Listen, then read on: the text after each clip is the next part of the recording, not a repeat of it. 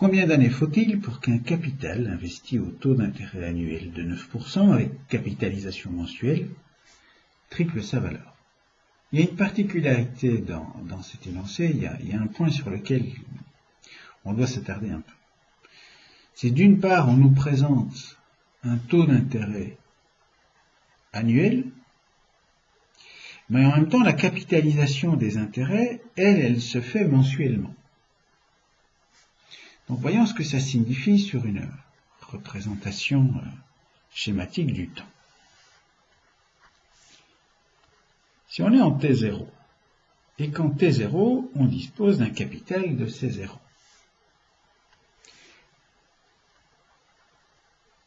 Après un mois, notons donc T1, le moment dans le temps où un mois s'est écoulé depuis T0, un intérêt va venir s'ajouter au capital initial. Et donc, on dispose alors à ce moment-là d'un nouveau capital qui est C1.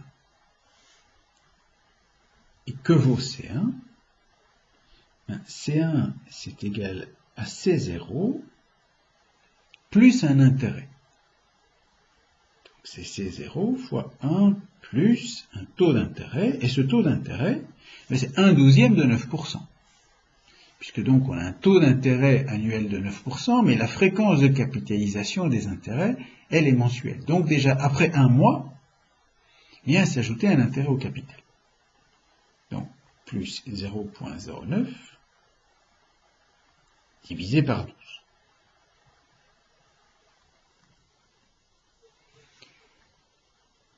Après 2 mois, C1 produit à nouveau un intérêt. Donc vous voyez, il y a eu l'intérêt du premier mois qui va produire un intérêt sur le second mois aussi. Donc on obtient C2, et C2 c'est égal à C0 fois 1 plus 0,09 divisé par 12 au carré. Donc ce qui veut dire qu'après un an, 12 mois se sont écoulés. Et donc, en T12, on obtient un capital C12. Et C12, c'est égal à C0 fois 1 plus 0,09 divisé par 12 exposant 12. Que recherche-t-on? Donc on recherche le nombre d'années qui vont s'écouler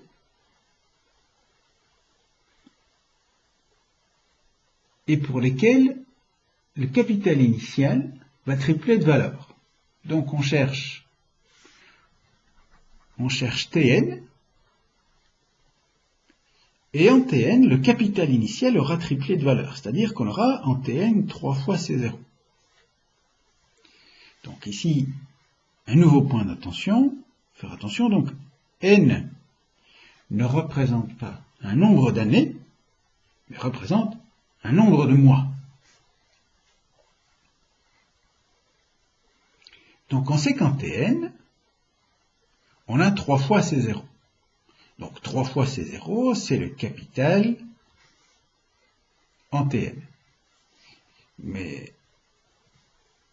Cn, on peut aussi l'exprimer différemment. Cn, c'est C0 fois 1 plus 0,09 divisé par 12 exposant n. Donc on a deux expressions différentes pour C0. On a une première expression on a deux expressions différentes pour Cn. Donc on a 3 fois C0 et on a C0 fois entre parenthèses 1 plus 0,09 divisé par 12 exposant n. On sait donc que 3 fois C0 est égal à C0 fois 1 plus 0,09 divisé par 12 exposant n. Alors ici, on a ces zéros de part et d'autre de l'égalité, donc ceci s'annule. Donc, on peut écrire, alors que 1 plus 0.09 divisé par 12, exposant n, égale 3. Donc, il suffit alors maintenant d'utiliser les logarithmes népériens pour trouver n, puisque donc on est face à une équation, à une inconnue. Donc, ça fait 3 fois le logarithme de 1 plus 0.09 sur 12 égale logarithme de 3. Donc, n est égal au logarithme de 3 divisé par le logarithme de 1 plus 0.09 divisé par 12. Alors, aidons-nous de la calculette. Je vais la placer ici, ou je vais la placer pour qu'on le voit correctement. Bon, je ne vais pas parvenir à tout avoir à l'écran, donc on va commencer par calculer le logarithme de 3. Donc 3 logarithme, ça nous fait 1,0986. Donc 1,0986 nous fait 1,0186 divisé, reprenons la calculette. Donc je ne sais pas si là on la voit correctement. Donc j'espère qu'ici, oh, petit souci visuel, bon tant pis. Donc on avait 0.09 divisé par 12